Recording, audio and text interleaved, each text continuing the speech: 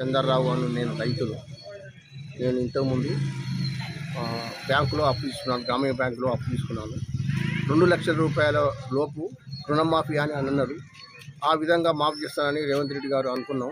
కానీ ఇప్పటి వరకైతే మా ఈ ఉన్న రైతులకు 50 మంది దాకా మా రైతులందరికీ ఎవ్వరికి మాఫీ కాలేదు.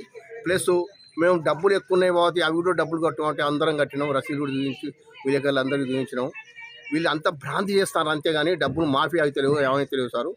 ఎప్పుడోసారి ఇవ్వలేక ఒకరికి తక్కువ ఉన్న వాళ్ళకి అయితేనే కానీ మాకైతే మా పంగడిపల్లి రైతులకు అయితే దగ్గర 70% కాలేదు సార్, 30% అయినాయి సార్ ఇక్కడ.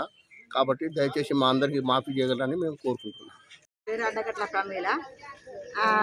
నా పేరు మీద కుటుంబం పేరు మీద 2 లక్షలు ఉన్నది. కుటుంబం అని అన్నాడు, రేషన్ కార్డు అన్నాడు.